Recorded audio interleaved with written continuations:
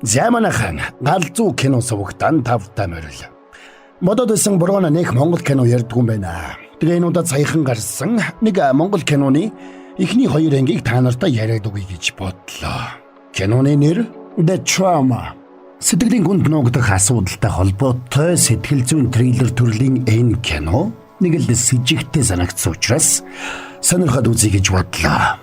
Дээр нийгэмд асуудал дагуулж байгаа донтолт тэрнээс үүсдэг травмаг бодит үйл явдлаас сэдвүүлж хийсэн гэхээр л эвгүй л байгаа юм да. За тэгээд хэдүүлээ энэ травма гэх эвгүй киноны эхний хоёр ангийн тайлбараа эхлүүлцгээе.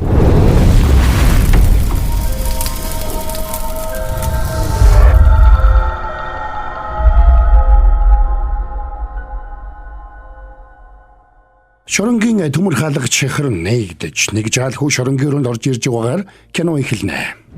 Дүрслэгдэхэд хүү шоронд хоригдж байгаа ээжийнхээ өмнө уйлаад сууж байгаагаар үйл явдал өрнөдөг. Эзэн хэрэгтэй ирхий би таныг санаад байна. Алуурчин хүн чинь алсан хүнтэйгээ хамт өгдөг. Тийм болохоор миний хүн намайг үлээх хэрэггүй.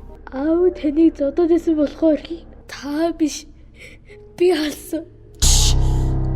Яа тийм хэрэггүй. Үлцэн амьдралдаа намайг үхсэн гэж бод. Тэр талаар энд ч хэлж болохгүй. Ойлгосноо?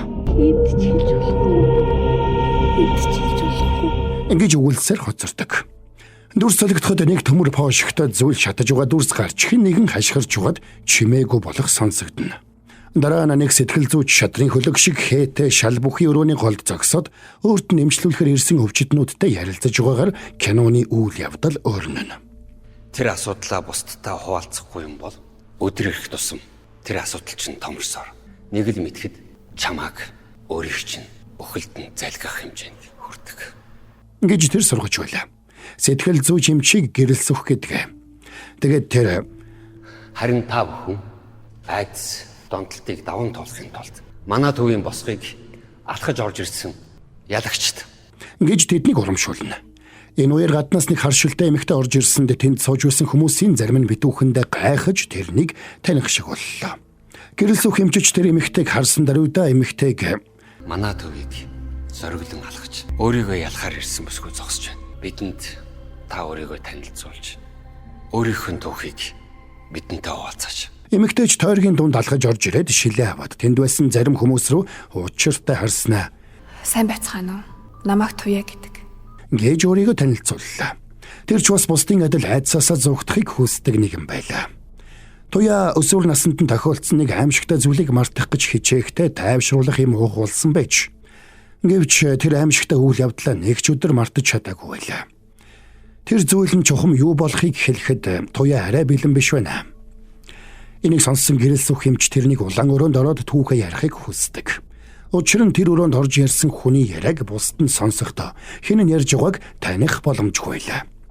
Дараа нь тэнд байсан нэг эмэгтэй улаан өрөөнд ороод нөхөртөө байнга хардуулж зодуулдаг байсан тухайгаа ярьж эхэлдэг. Тэр эмэгтэй нөхрөөсөө салахыг хүсдэгч хүүхдүүдэд бодоод салж чаддаггүй гэдгээ ярьж уйлна. Дараа нь өөр нэг залуу тийшээ ороод архинаас гарахын тулд энд ирсэн гэдгээ хэлээд архинаас болж найзгаа хүнд гэмтээсэн гэдгээ архинаас л болж ийм зүйл хийсэн учраас архинаас заавал гарахыг хүсэж байгаа гэдгээ ярьдаг. Тэр залуугийн дараа нөгөө эмэгтэй тэр өрөөнд орж өөрийнхөө түүхийг ярьж эхэлдэг. Эмэгтэй нэг хар дарсан зүүдийг байнга зүүдэлдэг аж. Ингэхдээ тэр шатаж улайссан хар поошигны дэргэд зогсож байгаагаар өөрийгөө зүүдэлдэг байж. Ингээд тэр гурвыг улаан өрөөнөөс гарч ирэхэд гэрэлсөх эмч тэдэнтэй ганцаарчлан уулзах хэрэгтэй байгаагаа хэлнэ. Тэгээд ганцаарчлан уулзах уулзалтын үеэр тэднээс энд ирснээс хойш сэтгэл санаа нь дээрдэж байгаа эсхийг лавлж. Туяад бие барихтан туслахын тулд амьсгалын дасгал хүртэл зааж өглөө. Дараа нь гэрэлсөх эмч Туяад аливаа хүн ихэвчлэн өөрт нь харагдсан эсвэл тохиолдож байсан зүйлийг зүүдэлдэ гэдгийг хэлэхэд энэ асуудлаа шийдэхийн тулд хэд хоног тэдний эмнэлэгт хэвтэж эмчлүүлэх нь зүйтэй гэж зөвлөдөг. Туяа маргааш ажилтай гэж цааргалах гэсэн боловч сэтгэл зүйч утсаа гаргаад нэг хүн л утасцсан нь Туяагийн босс Мандах гэгч байлаа. Мандахын байга байдлаас үзвэл Туяа нэг шөнийн цэнгэний газарт ажилдаг бололтой. Тэр бүхэл гэрэлсөх эмчиж тэр нэг тийм ажил хийдгийг нь мэддэг бололтой байдаг. Тэгээд гэрэлсөх эмч Мандахаас Туяад 5 хоногийн чөлөө өгөхийг хүснэ. Мандах эхэндээ цааргалж байсан ч удалгүй зөвшөөрдөг. Ингээд туяа эмнэлэгт хэвтгэр болсонд сэтгэл зүйч тэрэнд нэрийн хуудасаа өгöd зүүднийхээ талаар ярихаар бол хизээж хамаагүй залгаарай гэж хэлдэг. Дараа нь тэнд байсан хүмүүс бүгдээрээ тарж явцгаах үед тэнд байсан нэг тэрэгцэртэй залуу туяатай зөрөхөд туяа ягаад ч юм тэрэн лөө нүвдэ хэрэмссэнд тэр залууч тэрнийг харсаар хоцорно. Тэр бүхэл тэр залууг авахаар ирсэн ээж нь хүртэл туяаг таньж байдаг. Гэвч тэр залуу туяагийн талаар ээжтэйгээ ярилцахыг хүссэнгүй. Тэндээс шууд гараад явна. Дүрс солигдоход нэг залуу талны өмнө утсаар ярьж байгаа харагдана. Залууг Оч гэдэг. Оч гэрэл сүх эмчийн шав туслах нь бололтой. Тэрний найз бүсгүй сондөр тэрнтэй үерхэж байгаагаа аавда хэлхийг хүсэж байсан ч мань хүн нэг л яарахгүй байна. Тэгээд тэр найз бүсгүйгээ үнсэд гарч явхад найз бүсгүй ч харсаар хоцордог. Сондор гэрэл сүх эмчийн охин нь байлаа. Очиг гэрэл сүх эмчтэр ирэхэд гэрэл сүх эмч нөгөө өрөөнийхөө голд зогсоод туяагийн зүүдний талаар бодно. Тэгээд тэрэнд нэг өвчтнийг гэрээр очиж үзэх цаг нь болсон гэдгийг хэлсэн ч гэрэл сүх би жоохон амрах хэрэгтэй юм шиг байна гэж хэлээд гарч явдаг. Ингээд Оч ажлынхаа залуутай өвчтнийг үзэхээр явхдаа гэрэл сүх эмчийг нэг л биш байгааг хэлэхэд цаадах нь өнөөдөр ирсэн нэг эмэгтэйтэй холбоотой байхаа гэж бодож байгаагаа хэлдэг. Энэ үеэр туяа машиндаа суугаад хангал гэдэг залуу руу тасралтгүй залгаж байсан ч цаадах нь утсаа авдаггүй. Иннээс болоод стрессцэн туяа гэрэл сүх эмчийн зааж өгсөн ёсоор амьсгалын дасгал хийж өснө тэсэлгүй тайвшруулах хэмнээсээ ууж орхидог. Тэгээд тэр тайвширч шилээ зүгээд машинаасаа бууж чигээрээ алгасаар цагдаагийн газар руу явж орно. Тэгээд орсон даруйдаа болормоо мөрдөгчтэй хуулзах хүсэлтэй байгаагаа хэлээд Ягаан гэрийн талаар мэдээлэл өгөх гэсэн. Гэсэнд ресепшн ч болормоо мөрдөгчийг доошоо дууддаг.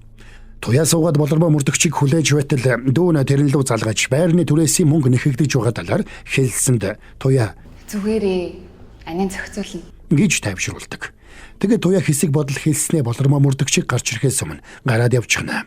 Болормоо мөрдөгч гарч ирээд машиных нь араас харсаар хоцордог. За тэгээд туяа шууд мандах дээр ирээд ярилцсан. Надад яаралтай мөнгөний хэрэг байна. Гэрэл сүхтэй 5 хоног байх ёстой шүү дээ. Тэр үний яах? Ер нь цаадах чи яагаад заавал чамтай хамт байна гэдэг юм бол? Мэдхгүй. Таалагдсан л юм байлгүй. Гэж туяа мэдэн бодилдог. Ингээд мандах туяад мөнгөний ажил олж өгөхөр болдог. Тэгээд мандахыг 2 хоногийн дараа ягаан гэрт уурхаан баян боссууд ирнэ. Гэхэд туяаж зөвшөөрч Гэхдээ эхлээд урьдчилгаагаа авч болно үстэй. гэсэнд цаадах нь шууд мөнгөө шилжүүлдэг. Энэ үеэр мандахын захирал нь ирсэн учраас мандагч яард сандраад өрөөнөөсөө гарч явлаа. Ганцаараа үлдсэн туяаг тэндээс гараад явж байтал коридорт урдаас нэг хүн тусалгаа дагуулад гарч ирсэнд туяа хайгаад бушуухан замаас нь холдно. Мандагч тэр хүнийг угтаж аваад дагуулж явсаар гэрэл сүх эмчтэй уулзуулдаг. Мандахын захирал нь болох тэр хүнийг алтан гэрэл гэдэг. Тэгээд алтан гэрэл сүх хоёр танилцсанаа тэмдэглэж ганц аяг хатуй муусны дараа алтан гэрэл тэрнээс хүүгийнхээ донтолтын талаар зөвлөгөө авах хүсэлтэй байгаагаа хэлдэг. Хөөн аавтайгаа тэр бүр тааралддаггүйгээс гадна аавынхаа үгийг ерөөс авахаа болсон гэдгийг алтан гэрэл захирал учрлаа. Тэгээд манай гэрээр очиод эмчилгээ хийж болох уу гэж асуухад гэрэл сүх болохгүй ч юм байхгүй. Гэхдээ уул нь манай сэтгэл заслын төвд ирээд хүмүүстэй уулзаж ярилцаад сэтгэлээ нээгээд хамтдаа эмчлүүлвэл илүү үр дүнтэй байх болов уу та гэж зөвлөдөг. Гэвч алтан гэрэл захирал хүүгээ хүчлээд үр дүнд хүрэхгүй гэж бодож байлаа. Тэрээрээ сондрыг гэртээ ирэхэд гэрэл сүх эмч тэрнийг зэмлэх гэсэн ч цаадах нь халгаасангүй. Хариуд нь та надтай тэр сэтгцийн өвчтнүүдтэйг харьцдаг шиг харьцгаа бол эхлээд ядаж өөрийнхөө донтолтыг эмчил. Архинаас илүү 2 хүүхдээ анхаарсан бол ах үдид амьд авах байсан. гэсэнд гэрэл сүх эмч хэлэх үггүй хоцорно. Бусдын донтолтыг эмчилдэг гэх гэрэл сүх эмч өөрөө тийм ч асуудалгүй хүн биш байлаа. Тэгээд тэр нойлын өрөөнд орж бочкийн дотроо нуусан архиа гаргаж тэсэлгүй ууж эхэлдэг. Тэгсэн удалгүй гэрэл сүх эмчийн утсан дуурч туяа тэрнтэй холбогдно. Тэгээд нөгөө зүүднийхээ талаар ярих хүсэлтэй байгаагаа хэлсэнд гэрэл сүх эмчч тэрний байгаа газар руу явж очдог. Гэрэл сүх эмчийг халамцсан ирснийг ойлгосон туяа Би уг нь нэг дарс захиалсан. Буцаах хэрэгтэй юм шиг. Би маргааш уурхалаа буцах шаардлагатай болчоод гэж хэлдэг. Энэ үеэр гэрэл сүх эмчийн бодол санаа орж гараад хоолоо идэж байгаа туяагийн байдлыг анхааралтай ажиглаж байсан. Дотор нь нэвгүй болоод нойл руу гүйдэг. Гэвч нойлын өрөөнд хүмүүс байсан учраас гарчгүйгээд хогийн савнд бөөлжөж орхино. Тэгсэн нөгөө тэрэгцэртэй залуу гэрэл сүх эмч рүү залгаж нэг чухал зүйлийн талаар ярилцахыг хүссэн ч цаадах нь маргаа шимлэг дээр тугтаа ярилцъя гэж хэлнэ. Тиймээс нөгөө залуу шууд туяа руу залгаад уучлаарай. Би бүх үнийг хэлэх ёстой юм байна. Гэж хэлээд утсаа тасалхад туяагийн царайнд барааж хоолойн чичирч эхэлдэг. Тэгээд тэндээс буш ухаан гарчгүй нэ. Тэгээд туяа ирчээрээ явсаар шууд нөгөө залуугийн гэрт ирлээ. Тэгээд Чи яриа хэлчихээг үстэй. Чи энэ бичлэгийг зөвхөн хангалтлах үстэй. Өөр хинт ч биш. гэж хэлээд утсаа өхийг гуйсанд цаадах нь утсаа тасаадгасаар байдаг. Энэ үеэр туяа эцсийн мэхээ хийж бүх хувцаа тайлж эхэлнэ. Тэгээд Чи надад итгэх ёстой. ингээд утсыг нь аваад тэрнийг үнсэж эхэлдэг. Харин ээж нь гадаагаараа зогсож байсан бол гэрэл сүх хэмчийн ажлын залуу гард машинда энэ бүхнийг ажиглаад сууж байдаг. Дараа нь туяа гарч ирээд нэг худалдааны төвийн локерт нөгөө утсаа үлдээгээд нэг хүнлүү мессежээр локерийн дугаараа явуулаад тэндээс гарч явна. Харин энэ бүхний гард гадаа нь машинаас анхааралтай ажигласаар байдаг. Маргааш нь эмчлүүлэгчид эмнэлэг дээрээ цугласан байна. Нэг залуу бусдынхаа голд зогсоод аав ээж нь байнга хэрэлдэж муудалцдаг байсан талаар тэрнээс нь зугтааж бие муутай эмээгэндээ амьдардаг байсан тухайга ярьж байлаа.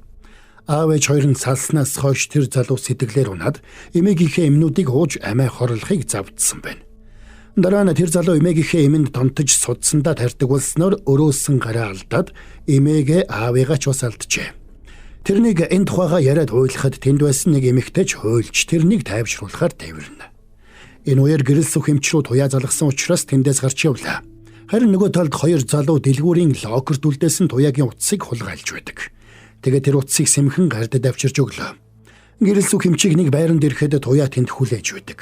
Тэгээд туяа тэрнийг үнсэх гэсэн ч гэрэл сүх эмч тэрнийг түлхээд Чи намайг ингэж сайн мэддэг яг хин. ингэж асуухтаа зэрэгцээд утсанд нь дуудлага ирж яралтай гарч явах болоход туяа Бэлхүү энэ нэрийг сайн санаж яваарай.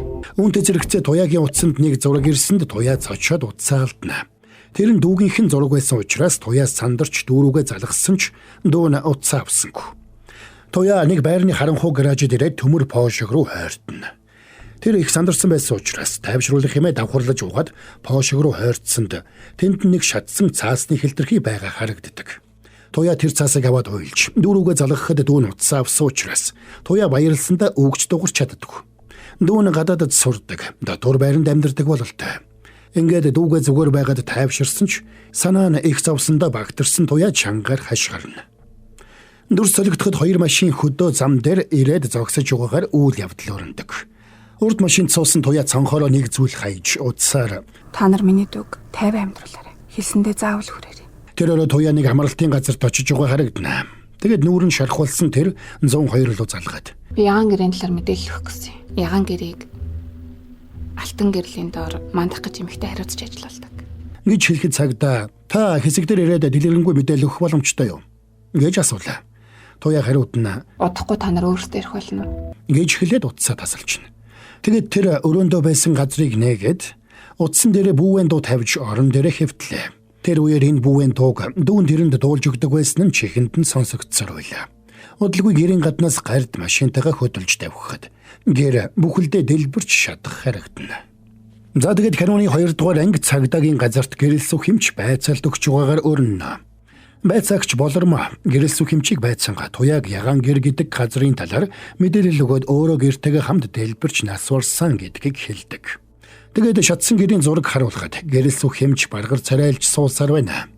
Цагдаа нар энэ аллагыг гадны нөлөөтэй гэж үзэж байгаагаа хэлээд туяагийн сэтгэл зүй байдал ямар байсныг асуухад Дуугүй дотор ямар нэг юм нууж шаналж байгаа юм шиг л харагддаг байсан. гэж хэлдэг. Бас ягаан гэрийн талаар ерөөсөө ярьж байгаагүй гэж мэдүүлнэ.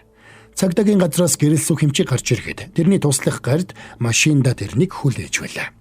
Туяаг амиа алдахаас хэд хоногийн өмнө болсон үйл явдлаар кино үргэлжилдэг. Хөдөөний зам дээр нэг машин ирж зогсоод хаалгаа нээхэд тэндээс архины шилнүүд асгарч дотроос нэг согтуу залуу гарч ирээд тамхи хасаага зогсох харагдана. Зарим нөгөө талд хятадаас нэг хүн мандах руу залгаад 6 хоногийн дараа очих учраас хамгийн царайлаг бүсгүүчүүдэд бэлдэж байхыг хүсдэг. Мандагч тэрнтэй утсаар яриад доошо бууж нөгөө согтуу залуутай мэдчиллээ. Дураараа байрын тэр залуу алтан гэрэл захирлын хүү бололтой. Мандагч тэрэнд бэлэг бэлдсэн гэдгийг хэлээд гаргасанд нөгөө залуу явсаар нэг гэрлөө орсонд тэр гэрт нь туяа зогсож байлаа. Тэгээд туяа тэрнийг хараад царайн барайж мандах руу залгаад Би энэ үйлчлүүлэгчийг авмааргүй байна. нөгөө залууч туяаг таньж байлаа. Тэгээд ууралж Туяа! Юу хийж байгаа юм бэ? гэж хашгираад гүнзгий амсгалж тайвшрахыг хийж байна. Би зөндөө айс. Туяа. Хойлоо. Гинт гарч ирсэн ээ. Явъя гэхээр чинь Юу ч болоогүй юм шиг дагаад явна гэж бодсон юм уу? Би ийм эрүүл ухаан гүний дагаад хаашаа явах юм? 14 жилийн өмнөх хэрэгээс болоод чи энд байгаа юм уу? Би өрөөт чамаг энд байгаад. Гэж нөхөр гимшингүү хэлээд гарч явна. Тэгээд ирчээрээ шууд мандах руу очиод багал зурдаж угаад хэлнэ. Туяа энд юу хийж байгаа юм бэ? Би мэдгүй штэ. Хин ирж хин явахыг ааж шийддэг үстэ. Намайг эртэл туяа гүндээ уулзуулахгүй. Намайг энд ирсэн гэж. Аавд үтээлэр. Гэж хэлээд гараад явна. Тэрөө алтан гэрэл захирлыг гэртээ байж ухад хүүн гэртээ хууртайгаар орж ирлээ. Тэгээд ширээнд сууж. Тантай ярилцах хэрэгтэй. Гэхэд аав нь Энэ хүч яаж чадах юм бэ? Арай нөгөөхөө тагч хариулаад байгаа юм шүү дээ. Үгүй. Өчигдөр яхаа ус. Та надад хизээлчихсэн. Юу дөрөв? Бригад сайн тухай. Нэгт нь алтан гэрэл захирал бантаж. Тамхич нь өнөө өнөх. Хоёул тамхилээ. Гээд тэндээс гарна. Ээжийнхээ хажууд ийм зүйл дахиж ярьж болохгүй гэж тэрнийг хүүдээ хатуу сануулахад цаадах нь. Тэр газараас ч очиж би туяаг авна. Та юу н яг ч тийм газар ажиллуулдаг. Арай л өссөндөл тэгдүүл баймаар юм. Чиний хүслээр болтго юм биш. Ойлгоо? Тэр үеэр туяа онгоцноос буугаад дүүтэйгээ уулзаж байлаа. Дүү нь хол явахаар бэлдэж байгаа бололтой. Тэгээд тэр хоёрыг гэрийнхэн гадаа ирэхэд нөгөө залуу цэцэг барьсаар хурч ирээд Дээр явдал намайг хөөчлөр.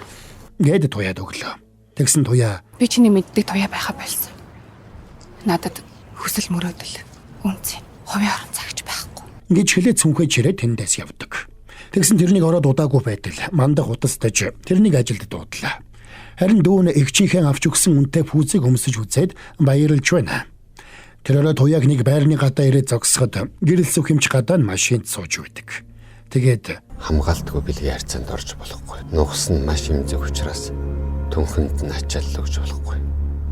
3 дугаарт өвчтний түүхийг асууж болохгүй.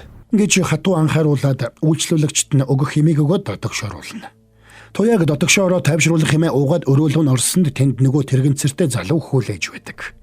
Хүүгийн ээж энэ үеэр зурж гараад гэрэл сүхэмчид талархлаа илэрхийлсэнд эмч тэрнийг тэвэрнэ.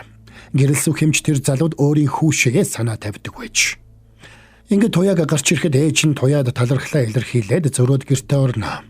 Энэ үеэр гэрэл сүхэмч тэрэнд 2 өдөр өлсөх. гээд дугтуутай мөнгө өгчхөд яваад өгдөг. Тэрээрээ Сондөр найзуудтайгаа нэг газар сууж байтал найз залуу очин тэнд очиод Сондрыг авч явахыг оролддог. Сондор эхэндээ баг зэрэг дургүй байсан ч Цаг оруулсан ба штэ. Өнөөдөр эртгээ харсан дээр хаа. Өнөөдөр чи ямар өдөр л вэ? гэж хэлээд найзуудаас нь уучлал гуйгаад Сондрыг аваад гарна. Тэр өдөр Сондрын ахынх нь өөд болсон өдөр байж. Маргааш нь туяа дүүгээ аваад машинтаа явж байтал дахиад л утсан дуурч мандах залгаад. Тэгээ. Удахгүй нэг нэлээд гайгүй мөнгөний ажил орж ирсэн ээ. Чи юу чадах нь? Би амралтаа дуусгаж чад очно. Туяа дүүгээ гадаад руу сургуульд явуулж байгаа нь тэр байж. Дүүн Би тантай дахиж уулзахгүй юм шиг санагдав. гэж хэлээд уйлсан ч туяа дүүгээ тавьчруулж онгоцонд суулгалаа. Тэгээд туяаг дүүгээ онгоцонд суулгасан даруйд хангал залгаад уулзъя гэсэнд туяа маргааш уулзъя гэж тохирно. Тэгээд туяа шууд нөгөө тэрэгцэртэй залуугийн гэрт ирсэнд залуу гэртээ ганцаараа байлаа. Тэр залуугийн ээж нэг архи пивний үйлдвэрт ажилладаг байж. Харин нөгөө талд гэрэл сүхэмч очоод гэрээсээ зугтсан хүүхдүүдийг оргинуулдаг төв ажилуулдаг залуутай танилцуулахар болсноо хэлнэ. Энэ үеэр нөгөө залуугийн ээж утастаад Би харин өнөөдөр сунж ажиллахаар болчиход чи төшийг очиод авчаач. гэж хүссэнд гэрэл сүхэмч зөвшөөрдөг. Энэ үеэр туяа нөгөө залуутай ээжийнхэн талаар ярилцаж байна. Тэгсэн тэр залуу суумгаа болсон гэрэл сүхэмчийн хүүгийн үхэлтэй холбоотой байж таардаг. Тэр залууг олон жилийн өмнө барилга дээр ажиллах гэж очтол тэнд пошхон дотор дутуу шатсан цогцос байж таарч. Тэр залуу энийг хараад цочирдсандаа 3 давхраас унаад суумгаа болж. Энийг сонссон туяа цочирдож үг хэлэх тэнхэлгүй болоод бушуухан тайвшруулах хэмээн уулаа. Энэ үеэр гэрэл сүхэмч удастаад тэр залууг очиж авах гэж яваагаа хэлдэг. Тэр залууг түшиг гэдэг байж. Тэрээр хангал нэг цэнгэний газарт ирсэнд нэг найз нь төрсөн өдрөө тэмдэглэж байлаа. Тэгэд хангал удалгүй тэндээс явах гэсэн ч найз нь тэрэнд Монголд байхгүй зоош байх шүү дээ. гэж хэлэхэд хангал тэнд үлддэг. Тэр өдөр гэрэл сүхэмчийг эмчилгээгээ эхлүүлэхэд туяа түшгийг түрсээр хурж ирлээ. Түшиг туяаг Чи эмчээс эмнийхээ талаар асуусан дээр хаа. гэж хэлэхэд туяа эвгүй байдалд орлоо. Тэгээд тэр хоёр ховчлон уулзахад туяа эмээ гэрэл сүхэмчид үзүүлдэг. Тэгээд сэтгэл зүйн байдлаасаа болоод өдөрт заримдаа их хэмжээгээр уудаг гэдгийг хэлэхэд гэрэл сүх хэмч. Тайвшруулах имийг дур мэдэн их хэмжээгээр уул донтолт болж хуурах аюултай. Миний зүгээс эхлээд та эмнээс ангижрах хөрс хэмжлэгэнд явах хэрэгтэй гэж зөвлөмөр байна. Гэж зөвлөдөг. Туяа Би уурхаагаас иш ирээ очин байдаг болохоор курс хэмжлэгэнд явах боломжгүй л байх та. гэж тайлбарлахад эмч тэрэнд Айж сандрахтаа эмээ шууд уулгүй гүнзгий амьсгаа авч бай. гэж зөвлөд гаргадаг. Туяа эмч өрөөнөөс гарч ирээд коридорт явж байгаа гардыг харсан даруйда сандарч тэрнээс нуугдахын тулд буцаад гэрэл сүх хэмчийн өрөөнд орж нуугдлаа. Тэгээд тэндээс гарсан даруйда бушуухан алгасаар түшхийн хажуугаар гараад явчихна. Тэр өдөр ухаангүй болтлоо мансуурсан хангалыг жолооч нь гэрт нь хүргэж өгнө. Аав нь тэрний байсан газрыг очиж шалгахыг жолоочт нь сануулад гаргадаг. Энэ үеэр туяа хангал руу залгаж таарлаа. Гэвч аав нь утсыг нь аваад туяа залгасныг мэдсэн даруйда утсыг нь салгачна. Тэр өрөө туяага гэртээ ирэхэд орцных нь үүдэнд нэг залуу хүлээж байлаа.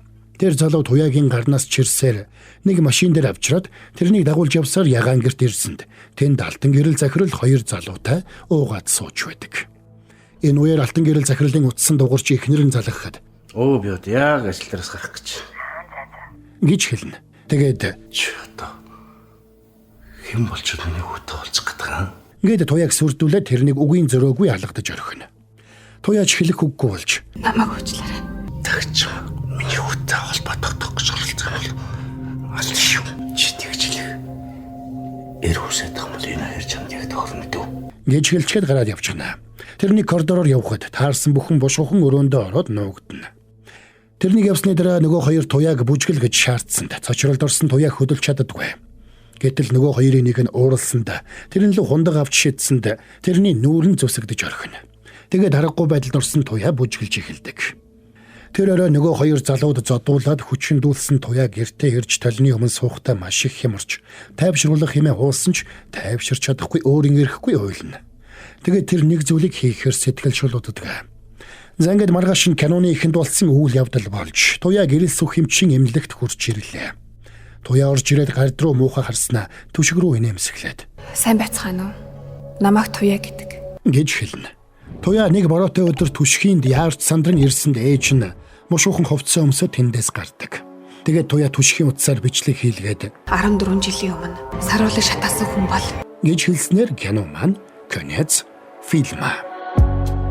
Забанахаа энд хүрээд эхний хоёр ангийн тайлбар нь дууслаа. Нэг тийм зөвүүн солонгос кино шиг дуусчих яв тийм ээ. Та нар маань үргэлжлэлийг нь Go Plus-аас үзэх боломжтой байна. Go Plus аппликейшнийг татаж авлаа. Basic Plus багцыг нь дэвхжүүллээ. Тэгэл болоо.